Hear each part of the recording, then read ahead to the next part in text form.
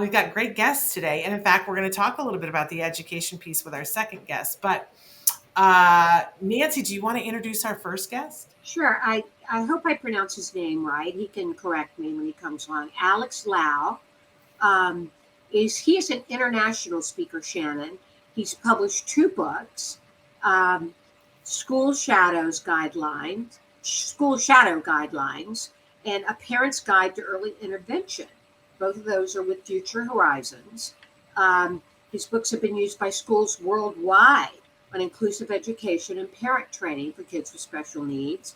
He has a degree in psychology from the National University of Singapore, many years of experience working with children with ASD and other learning difficulties. And Shannon, you said he's joining us from Singapore? Yes. Welcome to the show, Alex. Hi, everybody. Yeah, thanks for having me for the show. Hello. How do you pronounce your name, Alex? How do you pronounce your name? Alex Liau. Liao. Yes. Okay, I botched it up a little bit. Good to know. It's so good to have you here. It's so good to have you. Alex, first, if you could talk to us about the importance of collaboration between all the stakeholders in terms of therapy for a child with ASD. Yes, so this is also one of the main aim of the book is to make sure there's a collaboration between the first is the family, second is the parent, and third is the school. Because in Singapore, we always therapy, we go to the occupational therapy, speech therapy, then we do a lot of therapy, but very lack of parent training. So whenever a parent come to me, I ask them, you receive some training for the speech therapy, some training to work at home, because once a week therapy is definitely not enough for a child with autism. You go once a week, you hope for a miracle. That's not going to happen. That's why during my therapy, we emphasize a lot of parent training. Example, we do home-based ABA. So like example, 3 times a week, we try to spend at least about a quarter of the time to teach a parent actually how to work with the kid. So I myself can demonstrate. Sometimes I do short video clips for them to watch so they can do at their own time. So this is rather important. And one of the key stakeholders is the school. Because example, in Singapore, we go to the childcare for nearly half a day. And if the school doesn't know how to handle the child, it doesn't make sense because at home it's very strict. At my therapy center is very strict, but in school, they might not know how to handle. So they might leave the child alone. So we go into the school. Just a one-time visit is enough. We show them how to use schedules, how to use token economy, how to handle meltdowns and tantrum. So when the child see the consistency between the family, therapy, and school, I think they will improve much faster with this aspect. That's why I think collaborative work is quite important for the treatment in autism, especially for the early intervention part. Right. Well, let's talk about early intervention because that's, your book, A Parent's Guide to Early Intervention, a comprehensive model for children with special needs. Talk to us about, we've heard it for years, early intervention, but what do parents really need to understand about how vital it is? So I think parents need to understand when a child is diagnosed with ASD, first is to accept it. I mean, need to there will be a grieving period. Oh, why my child is like this? Is not fair. Why cannot be like my older child or other friends' kids who are all typical, neurotypical? First is to accept it, and early intervention is a key. So first, right, in my model, we do a very simple model. So it's a 5-step. So first is home-based therapy. So first you must manage your child at home. Sit down, do simple activity with them. It can be puzzles, threading, follow a simple schedule. So at least at home, the child gets some basic compliance, like pass me this, give me that, slot in the puzzle. So this is a very important technique to learn.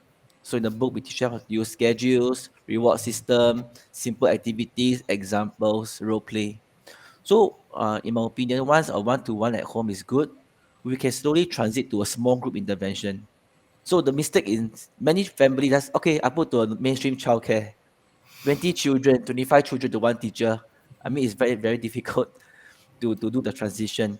So in my model is first home based, second we go to the small group intervention it can be a therapy center. In Singapore, we call it the EPIC, so early intervention center. There's government one, there's private one. So you go there for small group, 4 to 5 children, learn about transition, and it's mostly based on teach. So this is a two a key component. So home base first, then we do the school base. Is what we Uh-huh. call important as well. Mm. Alex, Yes. how can we bring early intervention to as many people as possible? This is something that yes. So when I go to Australia for training, right? So we met some of the trainers from the rural area, I mean the more further from the urban area. Very they have very minimal support. Go to the area once a week to support a big group of children. So there's lack of services in in the big country. Like Singapore is easy, it's so small. So many kids have intervention quite immediate. If they want it, or they just take a bus down, they drive down, they go to the center. But in big vast country like me in the US or Australia, certain Midwest or the services are very limited. So to bring this to more people, I mean like what you're doing now, autism live, all this platform is a good thing that you can share online. People have more access. So for my side, maybe we are doing some in future. We are putting all our resources on the web, on online. We can do some live for parents to ask question. We can do live demonstration or some basic therapy techniques. We can upload resources online for them to download and actually use it with their child. So this is to bring it to as many parents as possible. And maybe like through books, there's some knowledge. But actually, when you read the book and you actually doing it is very different. Yes. That's Yeah. why when parents say, Alex, no, you just I read your book, but I still cannot really execute. I follow step by step. But it's all about taking the first step. Because some Yeah. parents have read already, but they say, oh, maybe I do it tomorrow. Or I don't have the resources. But no worry, in future I put all online, you download, you print, you can immediately try. You must take the first step. Once you do the first step, even the first step doesn't successful, or down or tantrum, or you cannot handle, you're sweating buckets. But that is the first step. The more you do the rapport is better, and things will gradually get better. But no, a lot of parents like I met with, they are a bit apprehensive because they always say, oh, leave it to you. You are the Exactly. professional. Yeah. For me, Exactly. I cannot. Yeah. And I want to know because it seems like in the beginning, parents are overwhelmed. Nancy and I are both parents Mm, who've gone through early intervention with our kids. It's not easy. And a lot of times, parents, when they hear about these intensive early interventions, they go, great, you do it. I don't yeah. need to learn it. Or there are parents who say there's nothing to be done, and so they don't get, or they think it's too expensive, but they don't get motivated to do it. So how do you empower the parents to want to Oh, be able to start these interventions for their kids? that's a great question. During the first couple of sessions, I will get the parent to sit in. So initially, when I started, when I was a young chap, we do the therapy. The parents just leave us, close the room, Yeah. and they go to do their grocery shopping. That's 2 hour rest for them. Correct. So that's the Yes. truth. That's the reality. Because the whole day I see my son, our daughter. You help me 2 hours. I come back. You report to me. That's it. So for now, I'll keep it easy. So I say, parents, the first 2 sessions, you just sit in with my therapist or myself. You see what we do, especially for the home-based therapy. So when they see, then I will video my work with them. I'll ask my therapist to video me. So I send them video clips on the phone through WhatsApp, so they can see, oh, actually, Alex is doing this. So the next few sessions, I'll get them to, if possible, sit down. Just one task. That's one task. Then I will show them. Of course, I will encourage them. Oh, no, good job. Don't keep it up. If you make a mistake, I will just correct them in a nice manner. Yeah. So I will not say, hey, why you keep doing this way? It's wrong. No, you can do it better. Good try. No, all these things must start small. So when you do one task, they feel confident. They can do another, like a schedule system. They can do up to 2 tasks, 3 tasks. So this is a good start. Secondly, I will ask them, if you have time, you can video yourself working. You send the clip through the WhatsApp or the group chat. We can actually give some comments on how you do. This is how I start to get parents involved. This is It's number one. amazing. Sometimes, like we do simple packs, right? Packs. A lot of people use generic packs. They go online, download. I want food. I want drink. I want juice, but it's not realistic. So I get parents to be involved. I say, as parent, you take a photo of all your child's favorite item. Can be a toy, can be a remote control, or iPad, the child's iPad, not the generic iPad. Then they print out. Then I will do the packs for them. This they take ownership of the packs, and they also do the role play of the working with the child at home. So this how they get them involved in the child. And I always emphasize. I'm not sure in the US, in Singapore, it's common to have domestic helper. So like from Philippines, they live in with the family. So they Yeah. always leave it to the domestic helper to do everything. changing, eating, bring to school, everything they outsource to the domestic helper, right? So I always tell them, as parent, you will be with your child for life. Domestic helper, 2 years, 3 years, they will leave. So a new one come, your child got to revisit the whole thing again. It's not good for them. So I rather as parents you learn all the knowledge and you impart to your child instead of outsourcing this to us, to your domestic helper. So this is how I get them to, maybe they see, yeah, actually Alex makes sense, then I will do more. No Yeah. choice. It's a lifelong thing. I cannot outsource to everybody. I know. I just don't take I take a more ownership thing with my child in need. And we do have some of that here. We do have some people who will have a nanny and they leave it to the Yeah, nanny. But correct. for a lot of our parents, it's them alone. They don't have help, they don't have support. Oh, And that's tough. that's, yeah, it's That's very why tough. also good to tell them that you get some knowledge when you got only time in the weekends or public holiday. Just do a little bit of work with your child. You will Yeah. improve much more. Or maybe Yeah. if the parents are empowered, right? So when they talk to a therapist, they are also, oh, you're saying about this. I also try at home. Instead of, huh, what are you talking about? I don't know. All right, or I leave it to you, and at home I just do my own thing. So I think it's important to collaborate, especially the schools, because sometimes schools are not underfunded, not enough staff, so they don't have the knowledge to help the child with autism in the mainstream school. So as we go there, we share the teachers some ideas, just basic ideas, schedule, token economy, how to manage meltdowns. This is enough because they have their own bandwidth, the limited bandwidth for other children. But if they have some knowledge, right, they only help the child that in need, and also knowledge for them for the future kids they work with. So I guess it's a win-win situation for them as well.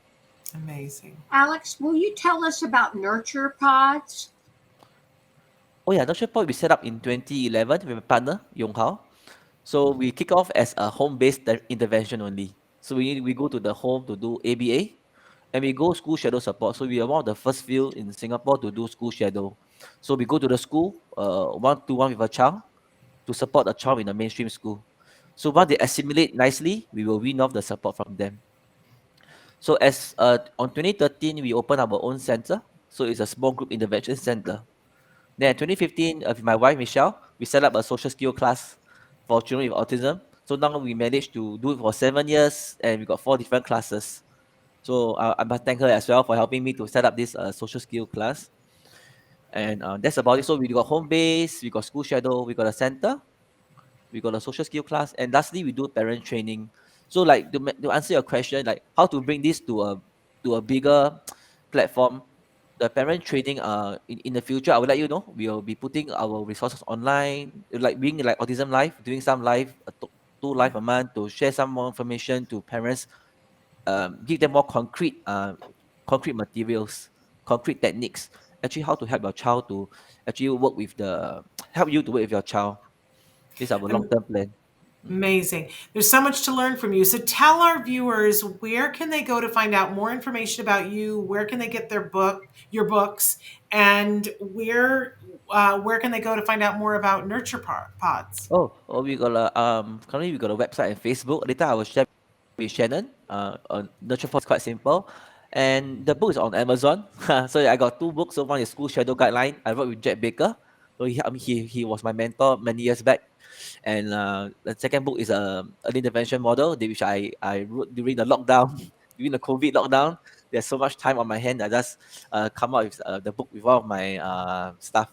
So I think that's about it. That's amazing. That's amazing. Well, we appreciate everything that you're doing, and how lucky are the families in Singapore that they have you as this amazing resource. No problem. I hope once, no, currently we are private, so I hope in future we can work with the government, bring all this intervention service to the masses. We can, with the economy of scale, we can actually do more in the long Amazing. run. I hope you can make that happen. Thank you so Thank Yeah. you, much for being with Alex. us. Thank Yeah, you for the you invite, are Shannon and Nancy. a Thank you so wealth much. of knowledge. Bye bye. Thank Take you. care. Thank Bye you bye. so much.